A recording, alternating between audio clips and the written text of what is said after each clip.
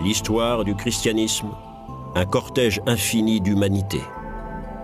Une route qui serpente à travers les siècles, pleine d'erreurs et de confusion, pleine de dévotion et de passion. Une route faite non de dates historiques, mais du vécu d'individus. Une histoire de souffrance, mais aussi une histoire de joie. Une laborieuse recherche de la vérité qui dure depuis plus de 2000 ans.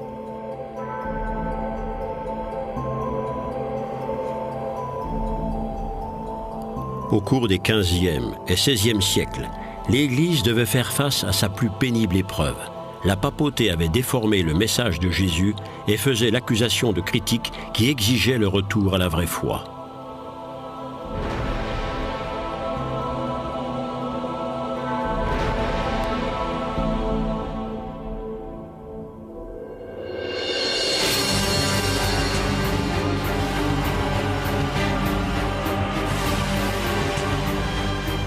Au XVe siècle, l'un de ces critiques réclamant une réforme s'appelait Jan Hus.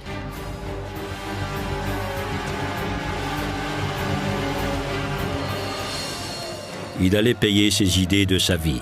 Le 6 juillet 1415 à Constance, il finissait comme tous les hérétiques sur le bûcher. Il avait dû exposer ses thèses critiquant l'Église à un conseil ecclésiastique.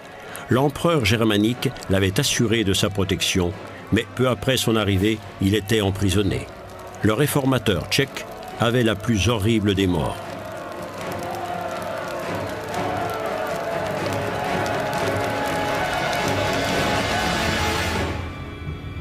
Jan Hus, dont le nom en tchèque signifie « loi », aurait selon la légende proféré à la foule ces derniers mots. « Aujourd'hui, vous rôtissez une oie, mais un cygne viendra pour vous chanter une autre chanson. » 100 ans plus tard, dans un bureau de Wittenberg, Martin Luther, moine de l'ordre des Augustins, couchait sur papier ses 95 thèses. Il y exposait dans les grandes lignes ses idées très personnelles sur le rôle de l'Église, s'en prenant particulièrement à la vente d'indulgences. Ce même soir, dit la légende, Luther allait placarder ses thèses sur les portes de la chapelle du palais de Wittenberg.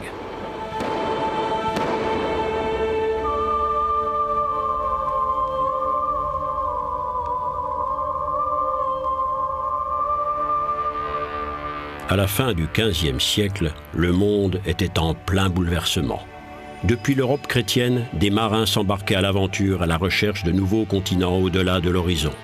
L'un d'entre eux était un intrépide capitaine de la marine génoise, parti s'aventurer sur l'immensité de l'océan Atlantique avec 3 bateaux espagnols. Christophe Colomb découvrait l'Amérique.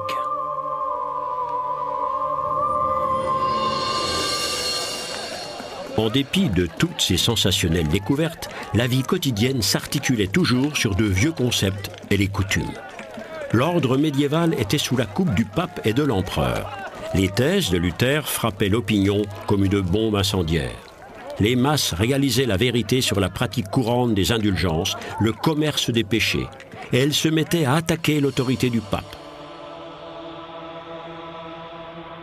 L'indulgence, la remise des péchés moyennant espèces sonnantes et trébuchantes, était devenue pratique courante à cette époque.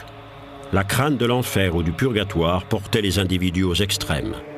La recherche du salut éternel, tel était le terreau dans lequel allaient s'épanouir tous les dogmatismes, avec leur cortège de chasses de sorcières et de diableries en tout genre. L'Église n'avait qu'à se pencher pour y cueillir ses bénéfices.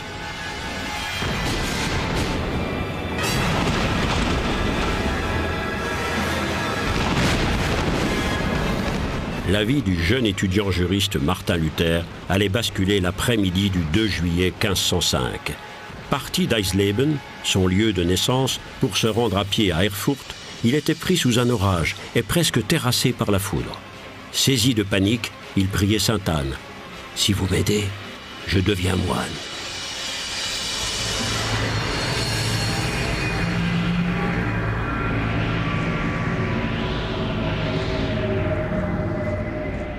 L'expérience de l'intimité de la mort bouleversait tellement Luther qu'il tournait le dos à son ancienne vie. Rentré au monastère augustin d'Erfurt, il promettait à l'instant de servir Dieu à jamais. Ironie de l'histoire, Luther prêtait serment à l'ordre à côté de la pierre tombale, sous laquelle reposaient les restes de Johannes Zacharias, l'homme qui avait envoyé Jan Hus au bûcher.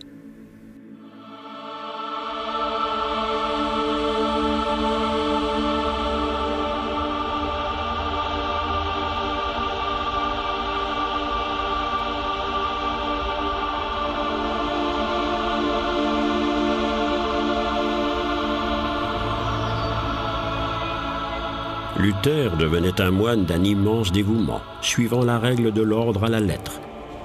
Il dirait de lui-même plus tard : « Si quelqu'un avait déjà réussi à atteindre le ciel par la vie monastique, alors c'était la voie que je devais choisir à l'époque. » La vie des ermites augustins était dure et pleine de privations. 52 moines dormaient dans une seule pièce. Pas de chauffage, une maigre alimentation et de constants exercices de pénitence. Le rire était interdit. L'espérance de vie moyenne de ces hommes ne dépassait guère 30 ans. Ce portrait nous parle du Luther de cette période, visage dur, ascétique. Malgré toutes ces épreuves de pénitence, Luther craignait constamment de ne pas trouver le salut éternel. Il priait de manière ininterrompue. Et il jeûnait pendant des semaines, constamment tourmenté par le doute.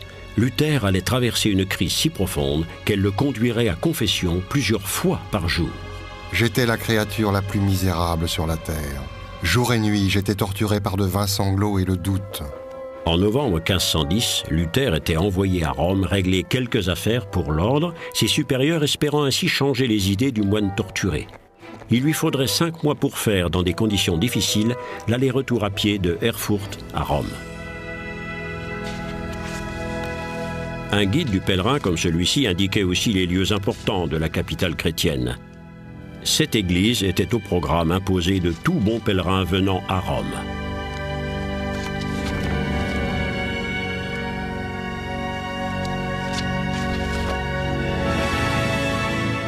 Arrivant à pied du fin fond de ces provinces allemandes, le moine de la pauvreté éprouvait un choc en arrivant à Rome, capitale du catholicisme, de la papauté, des arts et de la culture. Toutes occasions étaient bonnes pour soulager la bourse des pèlerins. Même les lieux saints faisaient l'objet d'un commerce. Des années plus tard, Luther se souviendrait de cette expérience avec dégoût. Si je ne l'avais pas vu de mes propres yeux, je n'aurais jamais cru que la papauté pût être une abomination si monstrueuse. La prodigalité du style de vie du pape semblait ne plus avoir de limite. La nouvelle église de Saint-Pierre était en construction. Nouvelle merveille du monde d'un point de vue architectural, elle n'était que vanité aux yeux du moine augustin. De ce monde, il ne connaissait que la petite ville de Wittenberg sur l'Elbe, une vie à l'exact opposé de celle de Rome. C'est là que Luther avait une chaire d'enseignement d'études de la Bible à l'université nouvellement fondée. Loin d'être ce moine insignifiant que Rome ne prenait pas au sérieux, le docteur Martin Luther était un savant théologien. Il n'y avait certainement personne cette année-là pour imaginer qu'une impulsion partie d'ici déséquilibrerait tout le monde chrétien.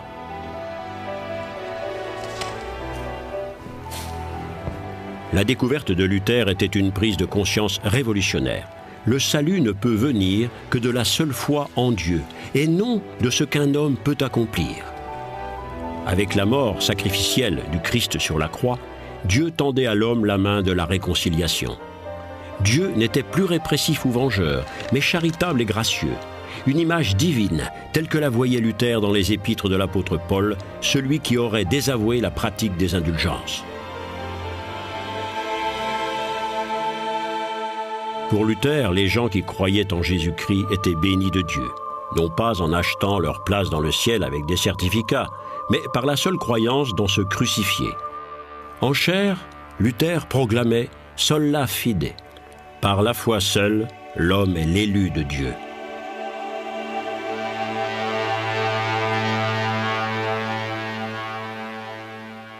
Luther tempêtait contre l'achat des indulgences en rémission des péchés, pratique nulle part mentionnée dans les antiques textes chrétiens. Une indulgence achetée et payée n'était pour lui rien d'autre chose qu'une tromperie frauduleuse et l'œuvre du malin.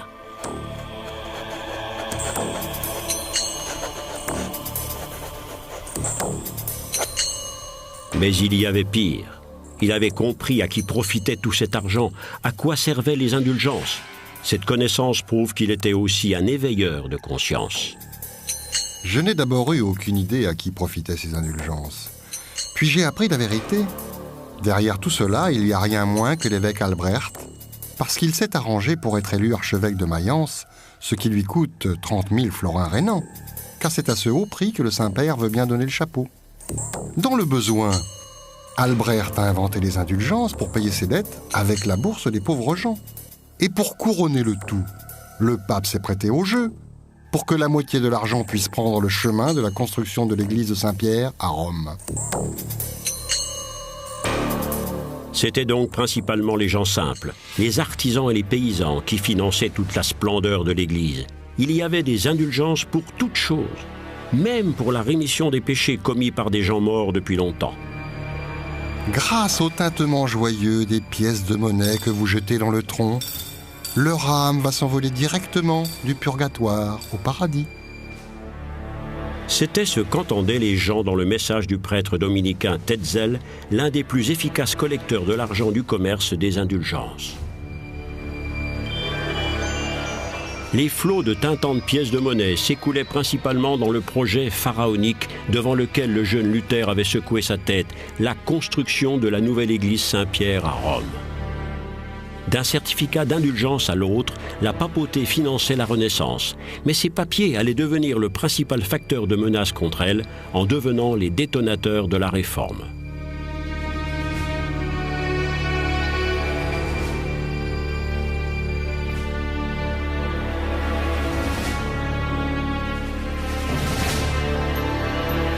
C'est une invention technique du début du XVIe siècle qui allait permettre la propagation des idées de la Réforme. Sans l'imprimerie, sans cet art noir, les protestations de Luther et de ses partisans n'auraient peut-être jamais franchi les limites de la ville de Wittenberg.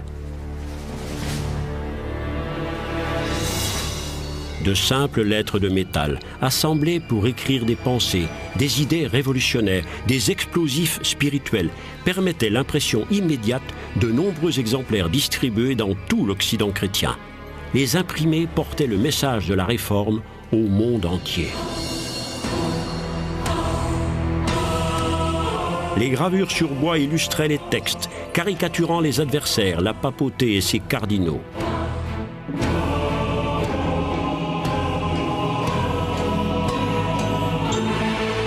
La propagande médiatique venait de trouver son outil et brisait la mainmise sur la connaissance des seuls individus instruits sachant latin et grec.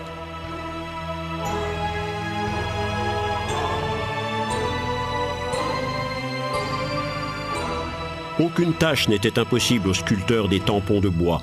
Le pape y était souvent représenté comme le monstre de Rome monté sur un âne.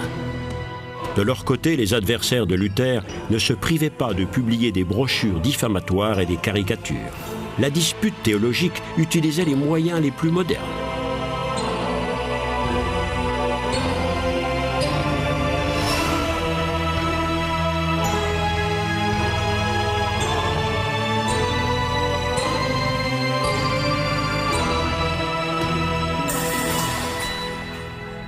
En 1520, Luther publiait un texte court et fondateur de la liberté individuelle du chrétien. Sa toute première phrase était source d'encouragement pour ses partisans. Une personne chrétienne a pouvoir sur toute chose et n'est soumise à personne. Le pape exigeait que le moine indocile lui soit livré immédiatement, mais le prince de Saxe et grand électeur Frédéric le Sage refusait. La légende veut qu'un moine envoyé de Dieu apparut dans un rêve du grand électeur. Il écrivait avec une plume si gigantesque qu'elle atteignait Rome, et là, heurtant, faisait chanceler la couronne du pape. Les thèses de Wittenberg étaient le point de départ d'un éboulis de pierrailles qui finirait en avalanche. On dit que Luther lui-même était épouvanté par l'écho que rencontraient ces thèses. Lui qui, en réalité, n'avait cherché qu'à déclencher l'étincelle d'une discussion entre théologiens, se retrouvait devant un feu d'artifice. Il avouerait plus tard son inquiétude en disant « Tous ces chants couvraient ma voix. Un événement politique allait venir en aide à Luther. Le procès que le pape avait intenté contre lui ne pouvait se poursuivre car l'empereur était mort. Mais avant même que le corps de Maximilien n'ait rejoint dans la splendeur et le cérémonial son tombeau dans l'église de la cour à Innsbruck, un conflit embrasait sa succession. La politique de haut niveau a d'autres soucis que de faire taire un moine. Luther faisait alors bonne utilisation du temps qui lui était donné. Il prêchait et enseignait. Des savants arrivaient à Wittenberg, venus de l'Europe entière, transmettant l'impulsion de la réforme vers la Scandinavie, les Pays-Bas, l'Angleterre et la Suisse. Au début de l'année 1522, Zwingli faisait avancer la cause de la réforme à Zurich. À Genève, c'était Jean Calvin qui réformait radicalement la ville dans les années 1530. Que ce soit à Genève, Zurich ou Wittenberg, la réforme poursuivait toujours le même but. Une église réformée dans laquelle rien ne pourrait contredire sa mission de base, prêcher la grâce de Dieu. Mais des différences apparaissaient très vite entre tous ces réformateurs. Ulrich Zwingli critiquait le concept de la Sainte Communion selon Luther. Cette querelle allait scinder les réformateurs en deux camps. Notre Seigneur Jésus-Christ, la nuit où il fut trahi, prit du pain et après avoir remercié Dieu, le rompit, le donna à ses disciples et dit « Prenez et mangez, ceci est mon corps ». La Sainte Communion est le rituel central de la liturgie chrétienne depuis les origines de cette religion. La mémoire du dernier repas que Jésus prit avec ses disciples. Le vin et le pain, symbole premier pour le sang et le corps du Christ.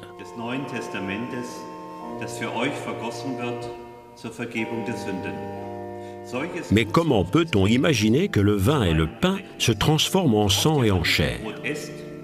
La transsubstantiation était-elle réellement d'action divine, voire même un miracle?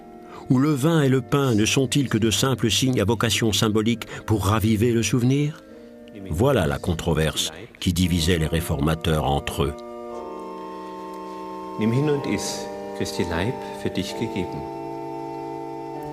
Pour Zwingli, le pain et le vin n'étaient rien d'autre qu'un symbole, un reste de pain, un reste de vin. Luther se concentrait d'abord sur les écrits bibliques, et Jésus avait dit « c'est mon corps ». Donc, pour lui, le corps et le sang du Christ étaient réellement présents dans le sacrement. La Sainte Communion était un pacte entre Dieu et l'homme, mais c'était aussi un mystère incompréhensible à la simple raison. Un mystère divin qui se révélait néanmoins aux croyants. Christi Blut für dich vergossen. Christi Blut für dich vergossen.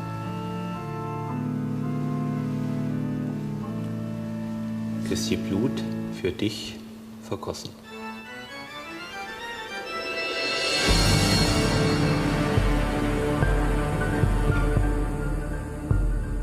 C'est à Worms, en 1521, dans les bâtiments abritant la Diète, qui allait se réunir à l'ombre de la cathédrale, qu'allait se jouer le sort de Martin Luther et de sa réforme.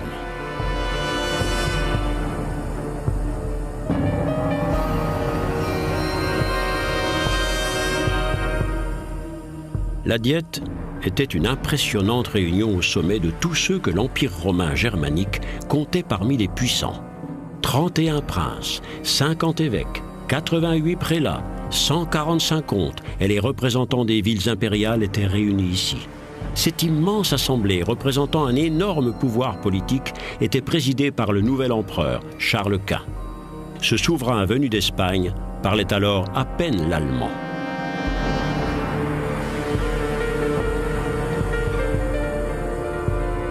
Pendant plusieurs mois, ces princes allaient discuter chaque point concernant l'avenir de l'Empire, y compris un sujet que l'empereur considérait comme marginal, faire taire le moine Martin Luther que le pape avait déclaré hérétique. Devait-on néanmoins lui accorder l'occasion de défendre ses idées ici, face au monde entier ?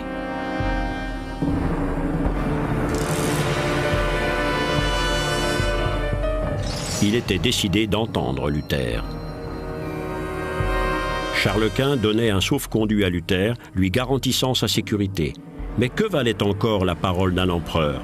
Charles n'avait que 21 ans et sa principale préoccupation était de prévenir un schisme d'église pour assurer l'unité politique de son royaume. Luther se trouvait face à une décision difficile. Jan Hus, le réformateur tchèque, n'avait-il pas lui aussi bénéficié d'un sauf-conduit et de l'assurance de la sécurité? Et n'avait-il pas fini sur le bûcher de Constance? La réponse de Luther est devenue légende. Bien qu'il y ait dans cette ville autant de diables que de tuiles sur les toits, j'irai là-bas. Le voyage vers Worms devenait une marche triomphale. Et la postérité a fait un héros du moine qui avait osé défier le pape et l'empereur. Créature de lumière, il était la voix du peuple.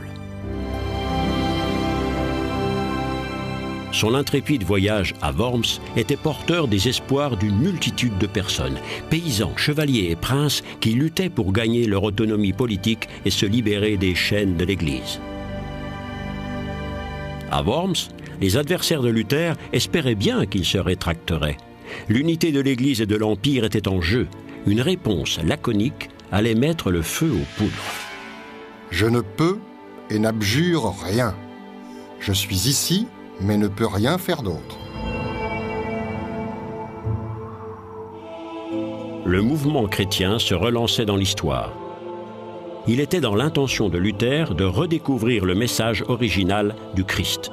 Le mot latin « reformare » signifie rétablir quelque chose dans sa forme originale.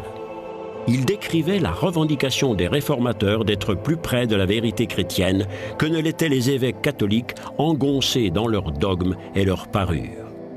Le mouvement de la Réforme faisait des adeptes dans toutes les couches de la société et cette révolution continue encore aujourd'hui de manifester son influence.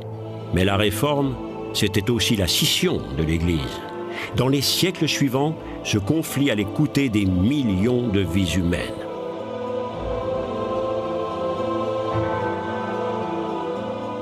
Le fait que des intentions aussi pieuses que celles qui motivaient Martin Luther puissent mener à des guerres aussi sanglantes est une des expériences les plus douloureuses dans l'histoire des religions. C'est une des pires contradictions que tous les croyants du monde ont un jour ou l'autre dû affronter ces travers de l'histoire.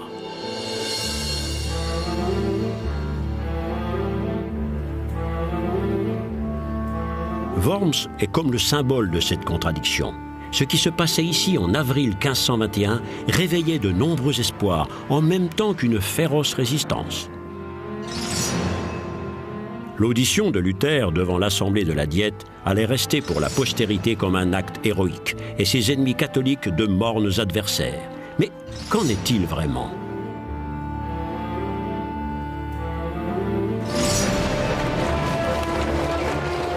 Comme c'était à prévoir, l'empereur avait pris un décret d'interdiction impériale envers le moine indocile, mais il tenait parole. Luther repartirait sain et sauf. L'histoire, telle qu'elle est racontée dans les chroniques avec force détail, se lit comme un roman noir. Vers la fin de l'après-midi du 4 mai, un groupe d'hommes en armes arrêtait la voiture de Luther dans un endroit isolé.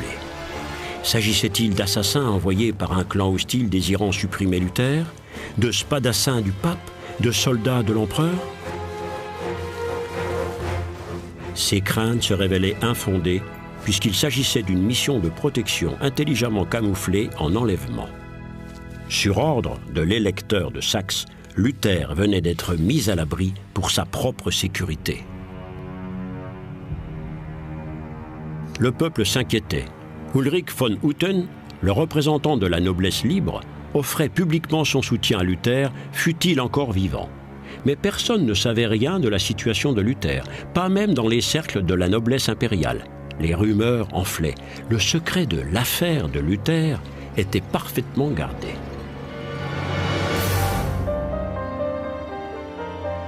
Le Warburg, près d'Eisenach, est un haut lieu de l'histoire germanique. C'est ici qu'au XIIIe siècle aurait eu lieu un très célèbre concours de chant. Et c'est aussi en ce lieu, derrière ces murs épais, qu'était réfugié Luther. Même les autres résidents du château ignoraient sa présence. Il devait passer 10 mois dans cette petite chambre sous le nom d'emprunt de Monsieur Georges. une période de grands bouleversements et de craquements intérieurs. Tandis que ses écrits étaient brûlés à Mayence et à Cologne, il était condamné au silence. Tandis que la tempête faisait rage à l'extérieur, il se retrouvait seul. Il dirait plus tard qu'il avait été jeté au-devant de 1000 diables dans cette solitude sans but. Il mangeait, buvait et dormait trop. Mal à l'aise et vidé, il errait dans ces interminables couloirs, ce désert, comme il l'appelait. Son seul exutoire, il le trouvait dans l'écriture, mais c'était insuffisant pour soulager son malaise. Il s'était laissé pousser la barbe et avait échangé sa bure pour une veste plus noble. Il commençait à traduire en allemand les psaumes et le Nouveau Testament.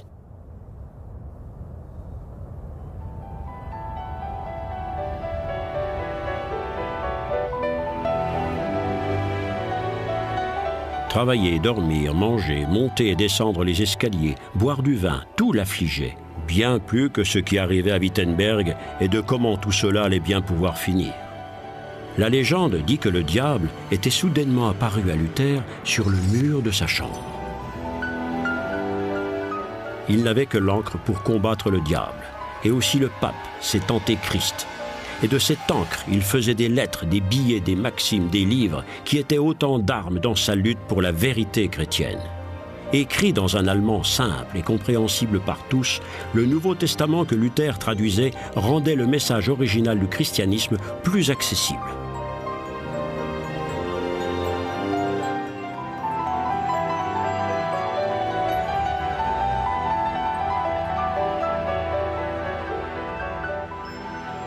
La traduction de la Bible de Luther devenait un des plus gros tirages de la toute nouvelle industrie du livre. Les 3000 premières copies se vendaient comme des petits pains. Le style de Luther et sa syntaxe allaient marquer la langue allemande plus qu'aucun autre livre.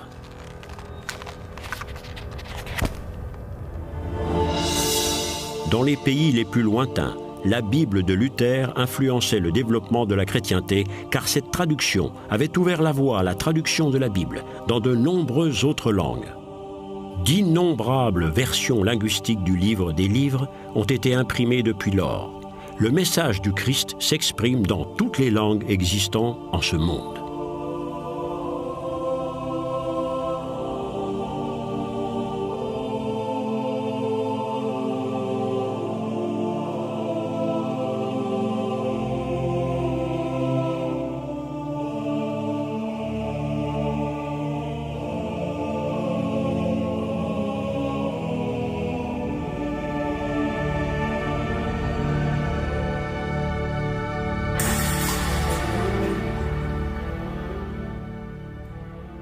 Le Verbe est au cœur de cette foi renouvelée, dans la Bible bien sûr, mais aussi le Verbe exprimé en chair par le sermon.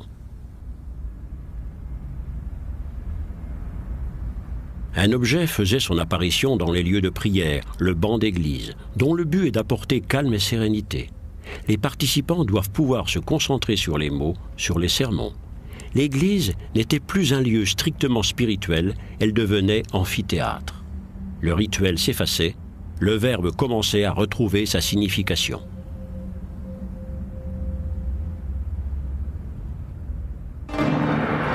Et les ornements ostentatoires disparaissaient de nombreuses églises. Une tempête emportait toute l'iconographie de la région d'Allemagne du Sud et de la Suisse. Les statues des saints étaient brisées, les brillants autels étaient jetés hors des églises, comme l'étaient toutes les décorations inutiles, ornements et peintures qui distraient simplement du message chrétien. C'était l'avis des réformateurs.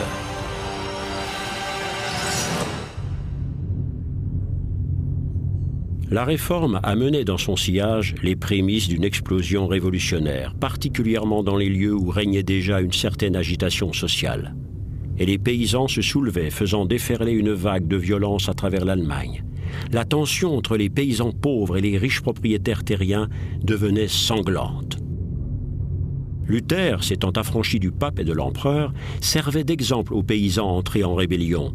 Lui, cependant, se dissociait de ces hordes de maraudeurs avec ces mots : Vous, les seigneurs, battez les paysans à mort comme des chiens enragés dès que vous pouvez leur mettre la main dessus. Ce soulèvement paysan contre les plus hautes autorités n'avait aucune chance d'aboutir, en dépit des 7000 paysans qui s'étaient assemblés en Thuringe. Tous ces bras volontaires n'étaient que très peu et faiblement armés, avec des faucilles, des fléaux, des gourdins et des haches. Mais ils avaient dans leur rang un homme qui allait se faire leur chef de guerre. Les pamphlets de Thomas Münzer appelaient ouvertement à la rébellion. Ce sont ces excellents messieurs eux-mêmes qui ont fait que les pauvres gens s'opposent à eux.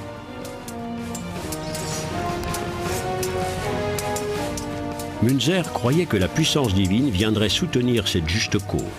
Il était certain que les êtres célestes leur viendraient en aide, alors qu'ils menaient les paysans vers Frankenhausen, dans ce qui allait être une bataille décisive contre la noblesse.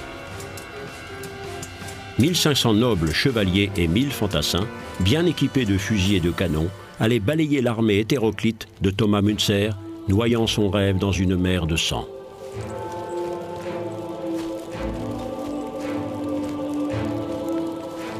L'intervention céleste des archanges ne s'était pas produite.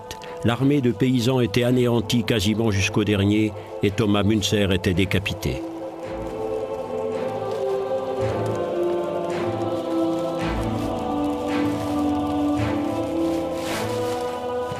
Luther était persuadé de sa responsabilité dans ce massacre. Il exprimait son regret par ces mots. « Moi, Martin Luther, ai tué tous les paysans de l'insurrection, car je les ai appelés à se laisser battre à mort. Que leur sang retombe sur ma tête. »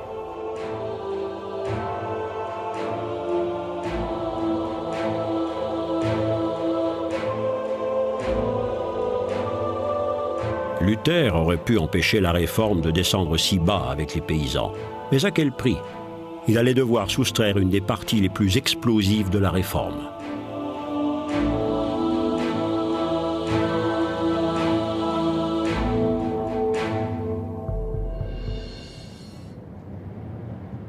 Seule, la foi en Dieu permettait de passer ces temps troublés. 4 semaines à peine après la dévastatrice bataille de Frankenhausen, Luther se mariait. Surprenant partisans et adversaires, il donnait un signal fort pour ceux qui voulaient participer activement à la réforme. Un prêtre pouvait se marier, comme le moine qui épousait Katharina von Bora, une ancienne nonne. Ce mariage dans la maison de Dieu, qui était pour les catholiques traditionalistes un péché mortel, devenait aux yeux de la Réforme un mariage béni de Dieu. Le couple était heureux et enfantait une nombreuse descendance. Katharina s'occupait de tenir la maison, qui abritait en permanence pas moins d'une vingtaine de personnes. Les enfants, les relations, des étudiants, des visiteurs. Des invités venaient de toute l'Europe suivre l'enseignement dispensé dans l'ancien monastère augustin de Wittenberg. Des conversations enthousiastes et approfondies égayaient la table du dîner où s'établissait un genre littéraire. La maison de Luther devenait le modèle de la maison du pasteur protestant. Luther et Katharina von Bora devenaient l'exemple pour toutes les familles de prédicateurs pour les siècles à venir. Joignant leurs efforts pour servir la congrégation, les femmes allaient assumer des tâches importantes, transformant la maison paroissiale en véritable cœur de la communauté.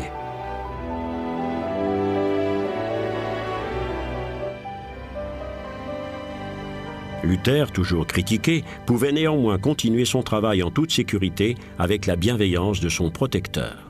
Une vie presque contemplative. L'anathème du pape et l'interdiction de prêcher de l'empereur semblaient être rayés de ce bonheur familial idyllique.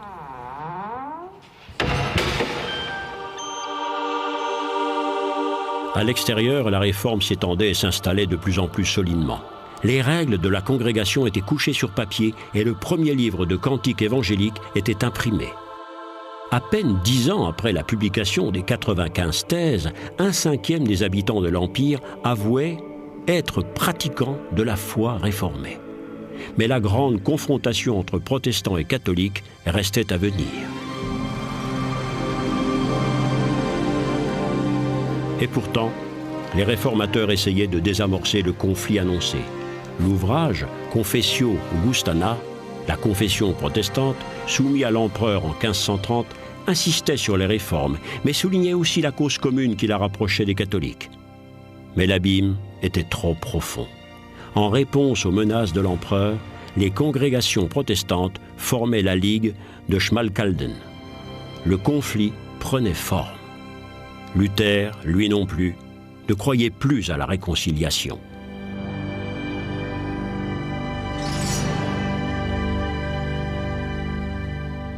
Il authentifiait maintenant tous ses écrits personnels d'une rose. La rose de Luther certifiait l'authenticité et la qualité de la réforme.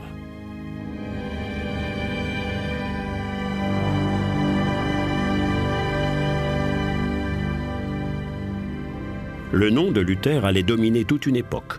Jusqu'à sa mort en 1546, il restait le plus à même de faire passer son message sans risque de tempête politique. Habile avocat de la foi, il était en permanence capable de maîtriser sa ferveur religieuse au milieu des situations les plus délicates.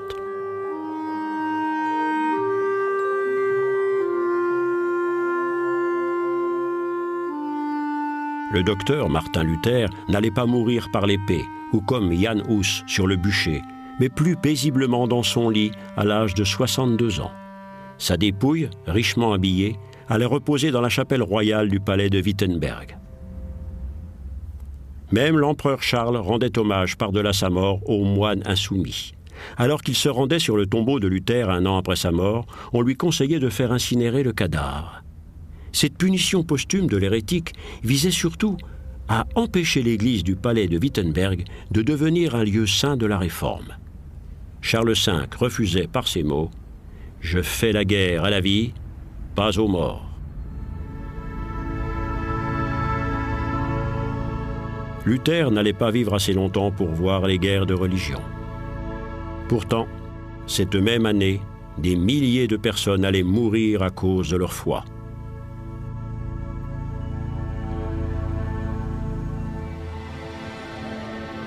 La Ligue protestante de Schmalkalden fédérait les puissances militaires du centre et du nord de l'Allemagne. Pour combattre cet état de fait, les catholiques faisaient de même au sud et à l'ouest. Les deux forces s'affrontaient sur l'Elbe en 1547 lors de la bataille de Mühlberg. 24 avril 1547.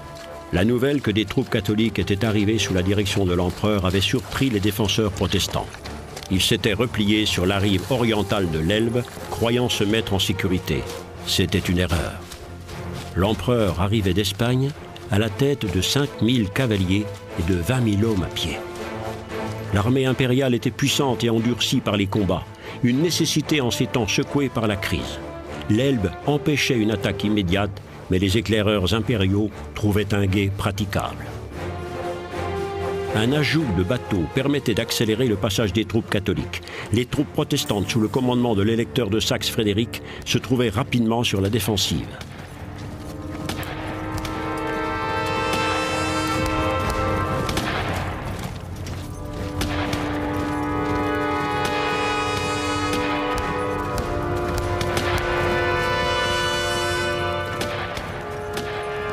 Des milliers de soldats mouraient au nom de leur vérité chrétienne. Ils étaient les premières victimes d'une lutte religieuse qui allait être sanglante.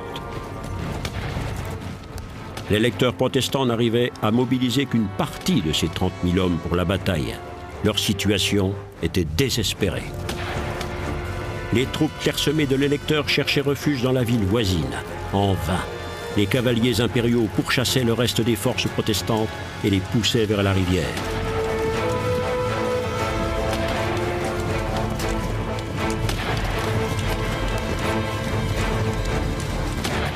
En fin d'après-midi, la bataille connaissait son épilogue.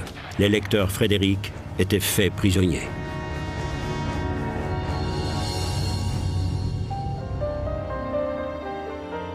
Une stèle commémore la capture du chef protestant.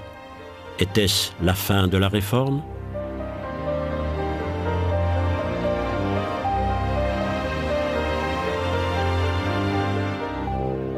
La Réforme luthérienne était vaincue militairement. Mais les espérances qu'elle avait éveillées, les changements qu'elle avait provoqués allaient rester. L'esprit de la réforme ne pourrait plus être chassé des foyers populaires, ni avec des arguments, ni surtout par les armes. Aujourd'hui, des tournesols poussent sur l'ancien champ de bataille.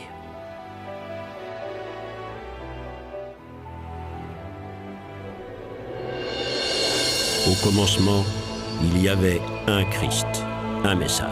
Plus tard, cela donnerait naissance à une Église puissante dans un royaume chrétien. Mais avec le temps, le christianisme se divisait. Les combats sanglants entre frères chrétiens étaient devenus la réalité douloureuse pour tous ceux qui croyaient profondément au message de Christ, un message d'amour. Trop souvent, depuis la naissance du christianisme, c'est le pouvoir politique appuyé sur ses militaires qui s'était mêlé du sens à donner à la vérité chrétienne. Les guerres religieuses en étaient l'aboutissement logique. Elles seraient les tragédies qui allaient assombrir l'horizon chrétien à l'aube des temps modernes. L'apaisement et la lumière seraient longs à revenir.